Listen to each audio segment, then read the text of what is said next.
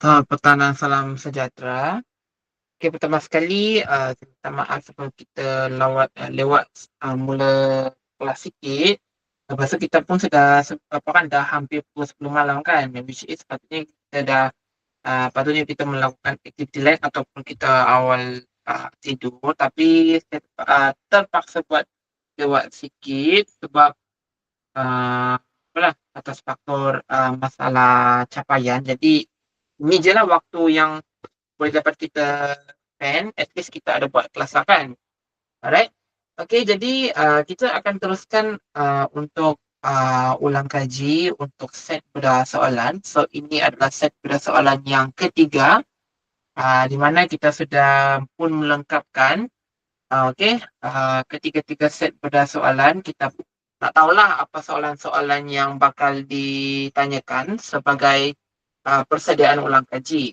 Untuk set bedah soalan ini, seperti mungkin ada juga dalam file starter kit yang ada kita yang apalah kan yang pelajar-pelajar atau kita dapat daripada awal pendaftaran kelas. Kita boleh akses bahan ni.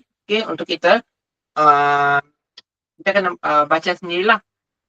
Kita boleh tengok skema jawapan lah, lebih kepada skema jawapan. Sebab dalam skema jawapan tu ada beberapa jawapan yang kita akan yang diperlukan lah ataupun yang boleh dicarangkan untuk kita menjawab soalan seperti yang dipaparkan lah masa kelas sebelumnya untuk set bedah soalan, sama ada mungkin dia mirip ataupun dia lebih kurang hampir sama, tetapi faktanya yang boleh diterima. Jadi kita tanpa memasa kita teruskan untuk set bedah soalan ketiga. So, ini adalah soalan-soalan um, yang bakal kita lihatlah pada hari ini. Baik. So, seperti biasalah ada bahagian A, bahagian B dengan bahagian C. Jadi kita lihat satu persatu. Bagi setiap bahagian tersebut, kita mulakan dengan bahagian A, pembangunan insan. 25 markah. Kita pilih satu antara dua soalan yang ditanyakan. Kita teruskan.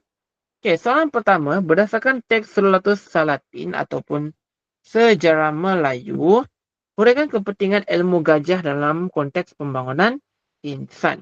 Soalan ini dia terlalu umum, alright? Di mana pertama tu, kita kena pasti karya apa yang yang perlu kita kena kemukakan jawapan. So ini soalan pertama ni dia daripada teks Rulatus Salatin. So maksudnya kita punya jawapan tu mesti berdasarkan daripada teks Rulatus Salatin. Contoh watak yang kita nak ambil tu mesti daripada Rulatus Salatin. Jangan sampai salah watak. Tiba-tiba pula ada pula daripada Saudagar Besar dari Kuala Lumpur. So dia akan salah satu isi lah. Dia akan salah satu isi keseluruhan. Maksud dia sudah akan ditolak sebanyak 4 markah lah. Kita ingat satu isi tu dia ada bersamaan dengan 4 markah. So 5 kali 4 tu bersamaan dengan 20 markah. 20 markah tu adalah markah keseluruhan daripada isi. Daripada 25 markah, 20 markah itu adalah berdasarkan daripada isi. 5 kali 4 bersamaan dengan 20 markah. Pendahuluan tu 3 markah, dengan penutup tu 2 markah. So kita kena berjaga-jagalah kepada markah yang lebih besar lah, iaitu markah isi. Sekiranya salah, akan dipotong markah. So kena pastikan kita punya jawapan tu dia mesti berdasarkan daripada teks yang betul. So untuk yang soalan pertama ni daripada Rulatus Salatin. Baik. Seterusnya apa yang dia minta adalah huraikan kepentingan ilmu gajah dalam konteks pembangunan insan. So kita punya jawapan di sini, dia punya konteks dia adalah kepentingan ilmu gajah. Ilmu gajah. So, kita kena keluarkan 5 isi. Siapa watak yang mengamalkan ilmu gajah? Siapa yang mengamalkan ilmu gajah tersebut? Kita kena cari sebanyak 5 isi. So, di soalan di sini dia agak dia agak umum. Disebabkan kita tidak nampak secara secara menyeluruh macam mana kan. Tapi kalau kita lihat dia punya ayat soalan itu sendiri sudah nampak dengan jelas lah. Sebab biasanya kan dia mesti bermula daripada ayat pernyataan kan. Di kelas yang sebelum ini, okey, ataupun di sama ada di set yang kedua ataupun set yang pertama, okey, kebanyakan soalan yang kita dapat tu dia mesti dimulakan dengan ayat pernyataan. Tapi untuk soalan pertama ini kita tidak kira macam kita boleh nampaklah secara jelaslah begitu kan. Bukan yang lebih kepada yang macam tak nampak lah kan. Okey, so ini dia secara direct. So kita diminta untuk menghuraikan kepentingan ilmu gajah dalam konteks pembangunan insan. So kita kena cari sebanyak 5 isi. Cara untuk kita kena menghuraikan, okey. Kita dia sama juga cara macam mana kita hendak kemukakan kita menjelaskan dia punya setiap isi lah. Okey. Di mana setiap isi perlu ada mesti ada ayat isi, kena ada ayat huraian pro, huraian kontra, contoh dengan kesimpulan kecil. So basically memang semua dari segi cara untuk kita mempersembahkan huraian, semua kita akan pakai guna cara itulah. Okey, dia tidak semestinya hanya untuk kata soalan bincangkan. Sebab kalau bincangkan tu kan dia mesti guna apa kan? Pro dengan kontra kan. Tapi untuk soalan pertama ni, dia kata soalan dia adalah huraikan. Okey, so kita boleh guna cara isi huraian pro, huraian kontra, contoh, kesimpulan kecil untuk kita masukkan dalam huraian kita punya setiap 5 isi itulah. So di sini kita kena pastikan kehendak soalan berkenaan dengan kepentingan ilmu gajah tu mesti ditepati dengan mencari sebanyak 5 isi. Siapakah watak-watak yang mengamalkan ilmu gajah tersebut? Okey, so berikut merupakan beberapa cadangan isi yang boleh yang boleh kita ambil. Yang pertama adalah dia penting sebab dalam ilmu gajah penting dalam peperangan dan mempertahankan negara. Okey, contoh dia semasa waktu peristiwa Melaka menyerang Kampar, Maharaja Jaya telah menggunakan gajah sebagai kenaikan ke medan perang. So dia punya watak dia di sini adalah Maharaja Jaya. Okey. Yang kedua adalah penting untuk adat istiadat. Okey. Sebagai contoh, semasa adat istiadat menyambut utusan dari Pasai dan Haru. Mangginda mengepala gajah berantara di mulut gajah, tidak membawa surat dengan penghulu biduanda kecil. Manakala dalam adat raja bergajah, temenggung di kepala gajah, Laksamana atau Sri Bijadi Raja di buntut.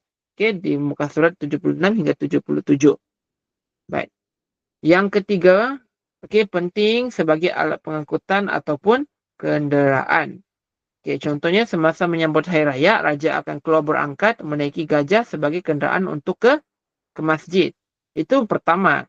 Yang kedua pula, Raja Kasim naik gajah yang bernama Juru Demang untuk merampas kuasa daripada Raja Rekan. Yang ketiga adalah Sultan Mansur Shah yang mempunyai gajah kenaikan yang bernama Kemanci. So ada 3 contoh yang kita boleh kaitkan untuk isi yang ketiga. Ilmu gajah penting sebagai pengangkutan atau kenderaan. Keempat. Ilmu gajah mengangkat martabat atau status sosial. Contohnya adalah Sultan Mansur Shah.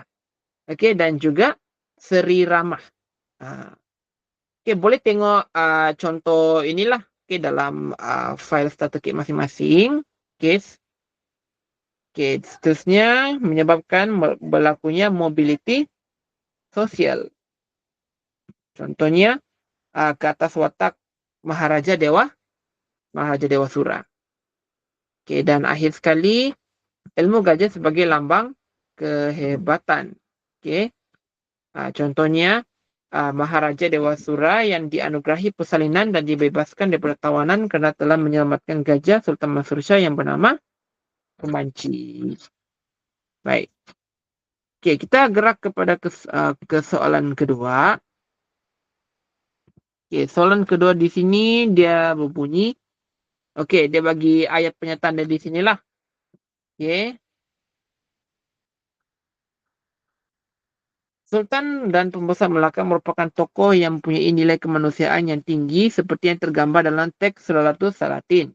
Huraikan nilai kemanusiaan tokoh-tokoh ini dalam konteks pembangunan insan. Okey.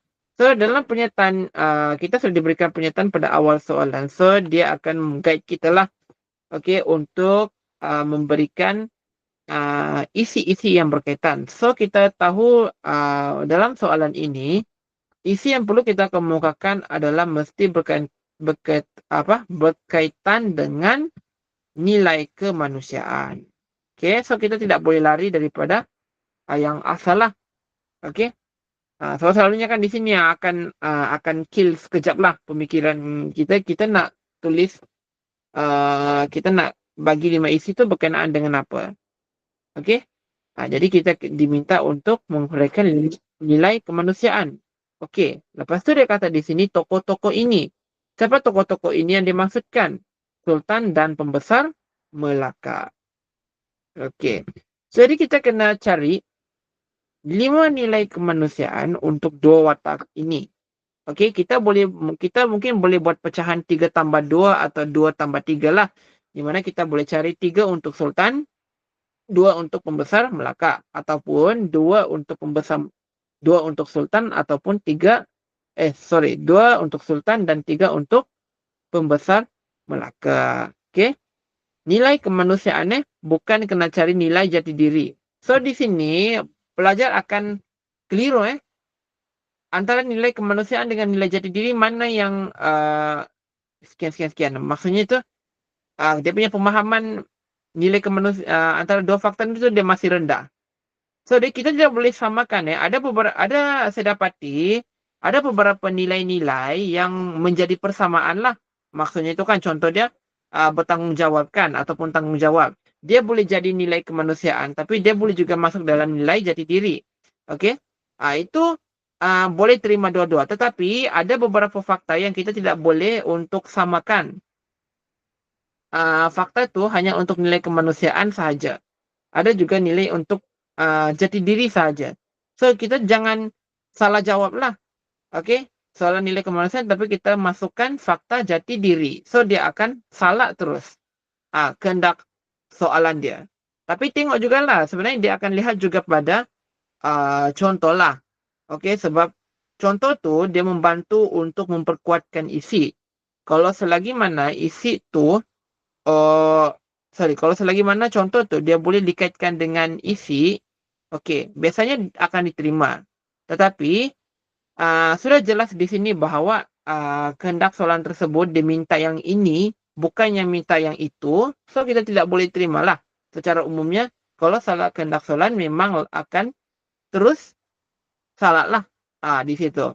Okey, nilai kemanusiaan dengan nilai jati diri ini masih ada yang tidak tahu sebenarnya. Mungkin awak pun boleh confuse di situ macam mana hendak bezakan nilai kemanusiaan dengan nilai jati diri. Okey, it's very easy. Nilai jati diri itu dia hanyalah untuk berkaitan dengan diri kita sahaja, menjadi pegangan kita. Kalau nilai kemanusiaan itu adalah nilai yang kita amalkan sehari-hari dalam kehidupan seharian. So daripada konteks maksud pun sebenarnya kita sudah tahu dengan jelas. Sebab jadi kalau kita dah tahu dengan jelas dia punya maksud tu, so dia punya fakta dia juga harus kita bezakan. Ada juga beberapa fakta lah. Memang diakui ada 2-3 fakta. Contoh nilai bertanggungjawab, nilai amanah tu dia memang akan masuk dalam dua-dua sekali. Nilai kemanusiaan dengan nilai jati diri. Tetapi tidak semua. Okey, tidak semua. Banyak contoh yang kita boleh bezakan antara kedua-dua tersebut secara jelas sebenarnya. Secara eksplisit. Begitu. Jadi kalau dia tips di sini kan, kalau dapat soalan macam begini, kita mungkin boleh bukan kita mungkin lah, kita boleh kemukakan nilai-nilai yang boleh diterima lah. Nilai kemanusiaan dengan nilai jati diri itu dahulu. So kita kemukakan dahulu, macam contoh nilai bertanggungjawab kan dia kan boleh diterima sebagai nilai kemanusiaan dengan nilai jati diri kan.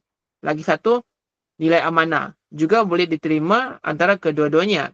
Okey, kita kena kemukakan itu terlebih dahulu. Tetapi, pastikan kita kena ada contoh yang boleh membuktikan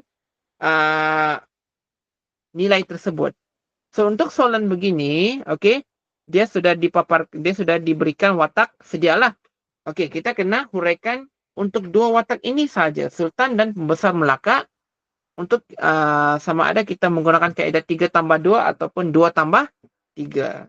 Kenapa buat macam tu? Sebab dia ada 5 isi yang perlu kita kena kemukakan. Okey. So, cadangan jawapan di sini kita boleh apalah. Untuk soalan 2 adalah yang pertama adalah bijaksana atau berilmu. Okey, contoh dia adalah watak Sultan Mansur Shah. So, saya sebutkan secara simplify sajalah. Okey, saya tidak akan baca terlampau banyak. Okey, yang kedua adalah gigi. Contohnya Sultan Muzaffar. Yang ketiga adalah merendah diri. Contohnya diamalkan oleh Sultan Alauddin.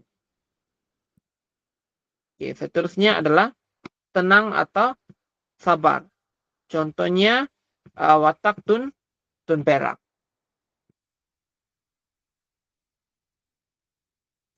Okey.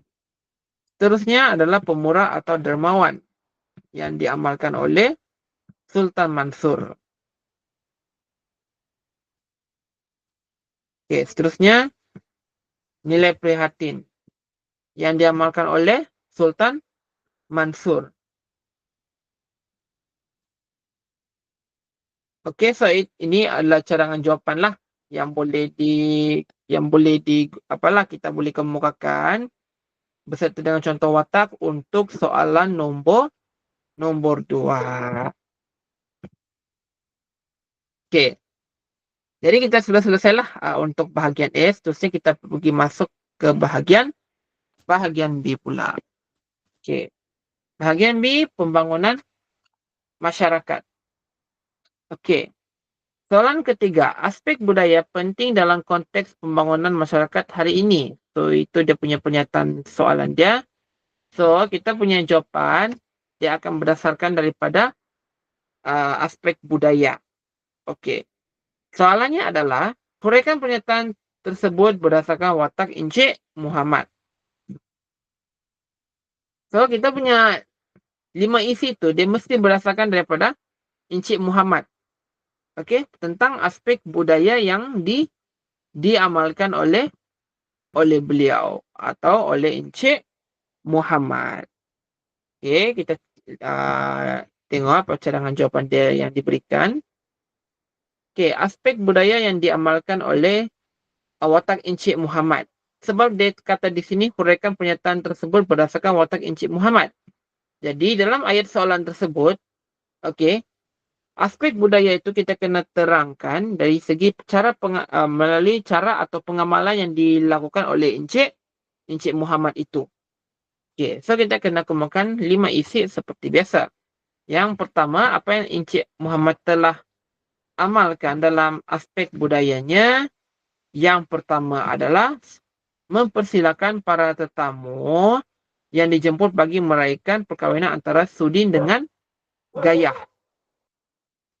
Okay, yang kedua, budaya perkahwinan. Okay. Tindakan Encik Muhammad mengadakan majlis perkahwinan antara Gayah dengan Sudin di kediamannya telah mengeratkan hubungannya dengan penduduk kampung Pulai. Kenduri kahwin Gayah dengan Sudin dilakukan secara bergotong royong ahli keluarga. Isi seterusnya adalah Encik Muhammad menziarahi orang sakit. Contohnya, okey, dia melawat lebay ma'ruf di hospital. Okey, lawatan Encik Muhammad ini mengeratkan hubungan silaturahim antaranya dengan lebay ma'ruf. Okey. Seterusnya adalah dari segi aspek makanan tradisional. Okey, contohnya ialah Encik Muhammad berasa gembira apabila Cik Puan Tipa memasak makanan kegemarannya, iaitu ikan baung, gulai, tempoyak. Okey, seterusnya menghormati guru atau ulama. Contohnya menghormati Lebay Ma'ruf yang mempunyai ilmu dalam bidang keagamaan. Okey, banyak lagi lah isi-isinya. Contoh isi lain adalah pertabalan pembesar wilayah, okey, menuntut ilmu, panggilan pangkat kelahiran atau kekeluargaan, okey, dan budaya berniaga. Okey, so ada 1, 2, 3, 4, 5, 6, 7, 8, 9. Ada 9 isi semuanya untuk kita menjawab kepada soalan ini, iaitu aspek budaya penting dalam konteks pembangunan masyarakat kini. Huraikan pernyataan tersebut berdasarkan watak Encik Muhammad dalam novel Saudagar Besar dari Kuala Lumpur. Okey. Kita pergi ke soalan keempat. Okey, soalan keempat. Okey, soalan keempat berkenaan dengan soalan susun lapis masyarakat. Ni soalan yang dah lama tak, apalah, yang sebenarnya jarang ditanyakan lah. Susun lapis masyarakat. Okey, susun lapis masyarakat. Dia jangan salah jawab mobiliti sosial. Mobiliti sosial itu dia berkenaan dengan pergerakan seseorang. Kalau susun lapis masyarakat ini dia berkenaan dengan kedudukan seseorang. Okey, so kedudukan seseorang dengan pergerakan seseorang itu dia lain. So kita boleh nampak jelas antara dua. Sebab pelajar dia akan terperangkaplah dalam soalan ni. Susun lapis masyarakat dia jawab mobility sosial. Sebab saya tidak tahu kenapa, sebab mungkin dia punya mindset dia tu dia mau kepada perkataan masyarakat lah kan. Mungkin itu yang menjadi kesalahfahaman pelajar-pelajar tersebut. So untuk jadi kena apalah, kita kena praktis lah untuk memahami cara bentuk ayat soalan itu dia kemukakan. Sebab dia memang keliru, dia boleh jadi confuse sikit lah untuk semester 2 ni. Tapi kalau kita sudah pro dalam mengenal pasti keyword, teks apa yang dia apa kan kita yang berkaitan, dia tidak akan menjadi satu masalah yang besar lah. Sebab kita sudah tahu cara kita hendak mengenal pasti daripada awal. Okey. So, untuk yang soalan nombor 4 seperti ini juga, boleh jadi dia akan tanya macam ni lah. Huraikan peranan anggota setiap lapisan masyarakat berdasarkan susun lapis masyarakat. Sebagaimana yang digambarkan dalam novel Saudagar Besar dari Kuala Lumpur dalam konteks pembangunan masyarakat. Okey, kehendak soalan di sini ialah dia minta kita untuk menghuraikan peranan setiap lapisan masyarakat. Okey, berdasarkan susun lapis masyarakat. So, maksud dari sini, okey, contoh kan, susun lapis masyarakat berdasarkan Saudagar Besar di Kuala Lumpur. Dia ada 4 kan. Yang pertama tu apa? Okey, Sultan kan. Yang kedua siapa? Sekian gini-gini. Yang ketiga ini, yang keempat ini. Jadi, kita kena menjelaskan setiap satu peranan yang ditunjukkan lah oleh ahli-ahli susun lapis masyarakat tersebut. Okey, so kita tengok skema jawapan dia di sini. Okey, so dia punya pendahuluan tu sudah ada. Okey, macam biasa. Okey, golongan atasan tu adalah Raja. Duli Yang Maha Mulia Sultan. So, Raja ni dia berada di lapisan yang pertama, betul? Okey, jadi kita kena letakkan nama watak tersebut siapa. Okey, dan seperti biasalah, uraian pro, kontra, apa lagi? Contoh dengan kesimpulan kecil. Okey. Golongan atasan iaitu Raja. Watak dia adalah Duli Yang Maha Mulia Sultan. Okey, yang selepas Sultan, okey, golongan elit atau bangsawan pembesar wilayah dan wakil masyarakat, wakil rakyat. Okey, yang ketiga adalah golongan saudagar. Golongan saudagar. Okey, keempat, golongan profesional. Okey, yang kelima adalah penduduk kampung atau buruh. So dia ikut pada susunan lah. Okey, daripada atas hingga ke bawah seperti yang kita sudah tahulah. Okey. Kita kena mula daripada bahagian atas dahulu sampailah ke bahagian bawah. Kita kena huraikan peranan-peranan yang diamalkan oleh setiap individu-individu yang terdapat dalam golongan yang terdapat dalam susun lapis masyarakat. Okey, daripada sultan, pembesar, okey, sampailah ke rakyat biasa. Okey. Kita pergi kepada soalan seterusnya. Okey. Bahagian C, pembangunan negara. Okey. So untuk soalan ni dia akan berdasarkan daripada teks. Okey. So ini adalah soalan yang berdasarkan daripada teks lah. Okey, so maksud dia kalau soalan berdasarkan daripada teks, jawapan tu sudah berdasarkan mesti berkaitan atau berdasarkan daripada petikan yang diberikan. Okey, so contohnya soalan macam ni lah.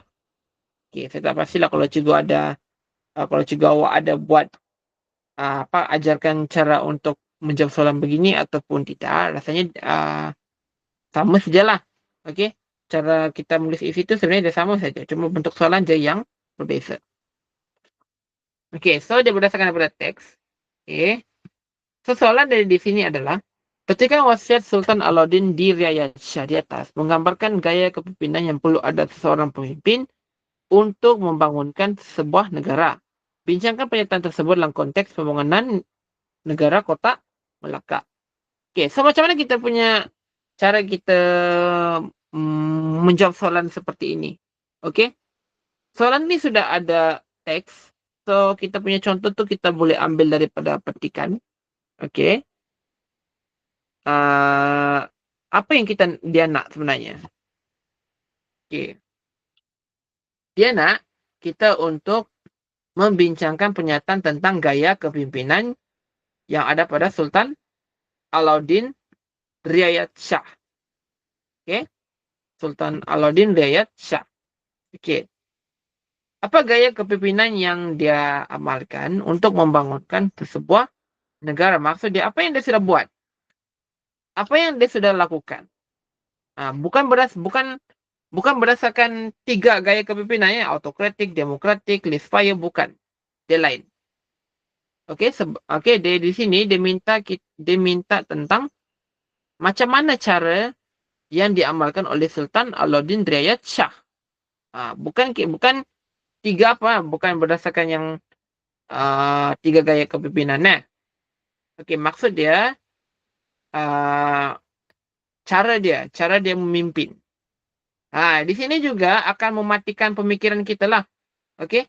So kena bezakan gaya kepimpinan dengan cara kepimpinan. Cara kepimpinan itu adalah apa perbuatan yang dia amalkan, sama ada secara lisan ataupun dalam bentuk tulisan. Kalau gaya kepimpinan itu adalah maksud dia dia merujuk pada gaya lah. Bentuk kepimpinan yang dia amalkan. Cara dia amalkan. So dia lain konteks. Okey. Kalau gaya kepimpinan dia 3 kan yang macam yang kita sudah tahu. Laissez-faire, autokratik, demokratik. Untuk yang soalan macam begini, gaya kepimpinan, dia sepatutnya ayat dia di sini adalah cara kepimpinan lah. Sepatutnya dia adalah cara kepimpinan. Gaya kepimpinan dengan cara kepimpinan itu dia adalah berbeza. Okey, kalau cara kepimpinan itu dia merujuk kepada perbuatan sama ada dalam bentuk tulisan maupun tulisan. Tulisan ataupun secara lisan lah kan. Tulisan dengan lisan. Okey, again lah. Gaya kepimpinan itu dia adalah cara dia memimpin. Okey, bentuk dia lah. Bentuk kepimpinan seseorang itu. Dia berdasarkan daripada antara ketiga-tiganya. Autokratik, demokratik dengan laissez-faire. Kalau cara kepimpinan itu pula adalah bagaimana cara untuk dia memimpin lah. Okey. Berdasarkan dia lebih juga kepada berdasarkan ketiga-tiga, tetapi kita kena buat secara spesifik. Okey, kena buat secara spesifik. Yes. Maksudnya dia ada 2 gaya dengan cara. Ya, betul. So, Gaya kita kena gaya kepimpinan tu dia merangkumi 3. ya Dia yang pertama, demokratik jadi tu. dia secara umum lah, dia secara umum. Tapi untuk soalan begini kan, dia tidak akan minta kita untuk menjelaskan ketiga-tiga lah.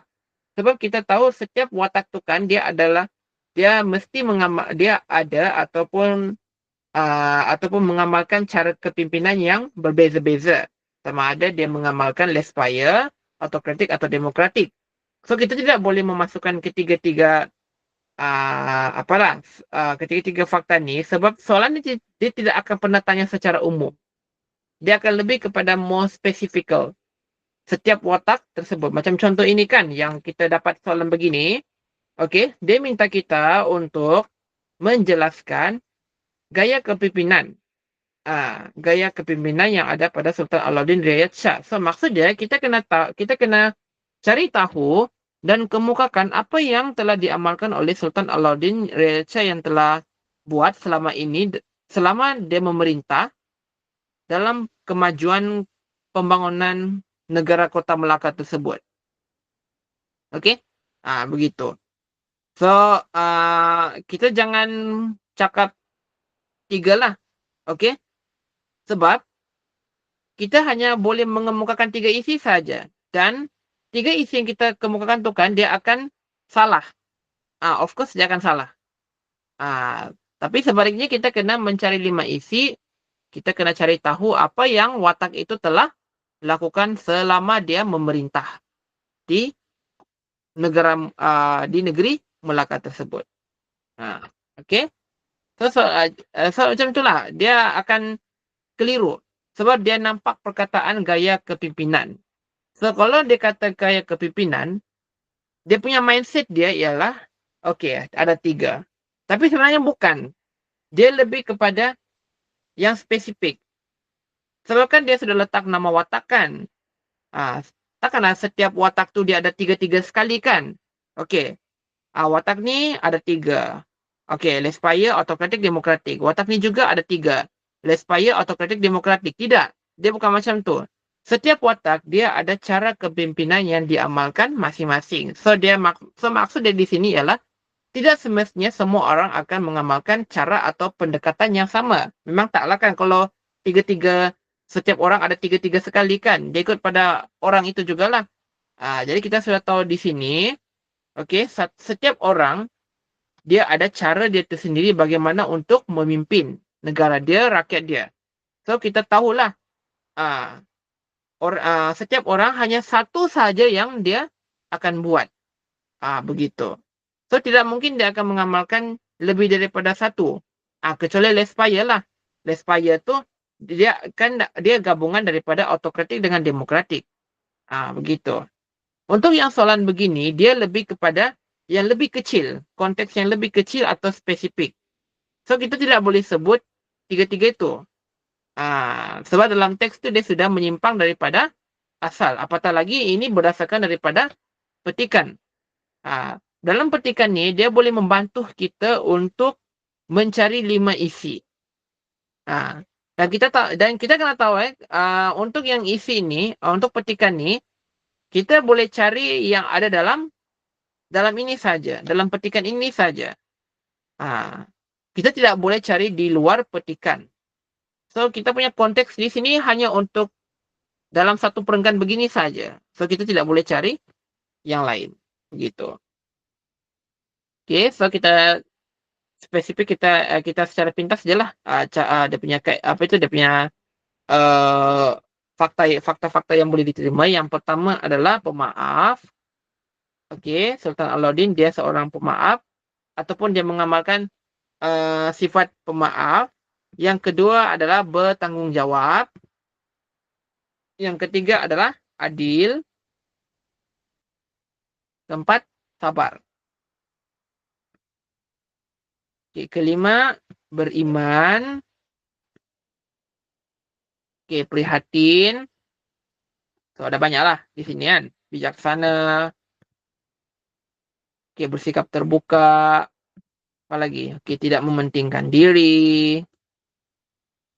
Okey, begitu So ada 6 lah kan begitu. Okey. Macam mana kita hendak memulakan ayat kita yang pertama? Okey. Untuk memulakan ayat yang pertama, okey, sebab dia minta kita apa kan? Untuk apa tu?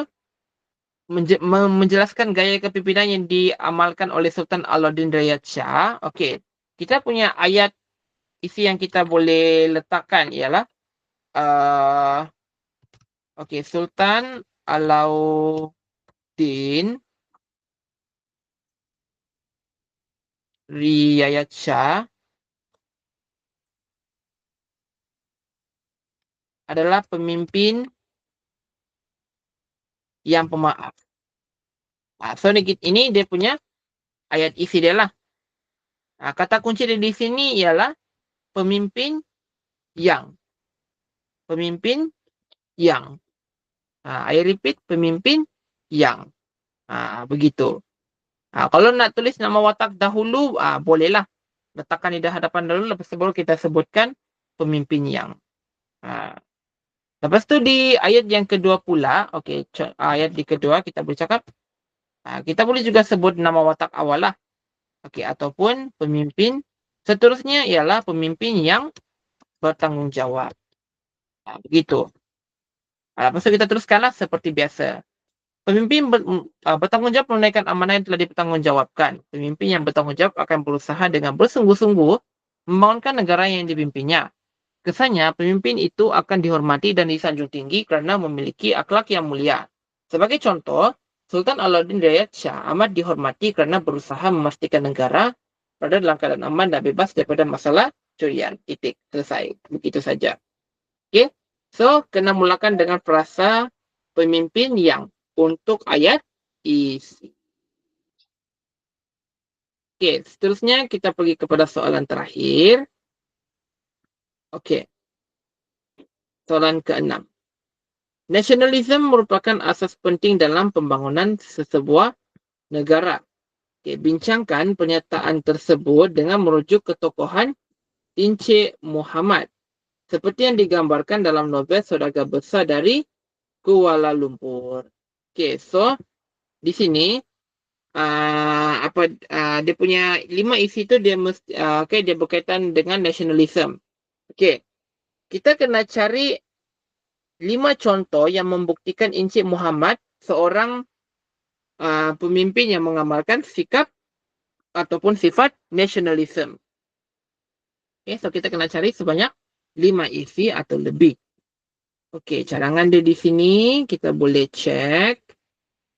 Okey, yang pertama adalah berbangga dengan tanah tumpah atau cinta akan negara.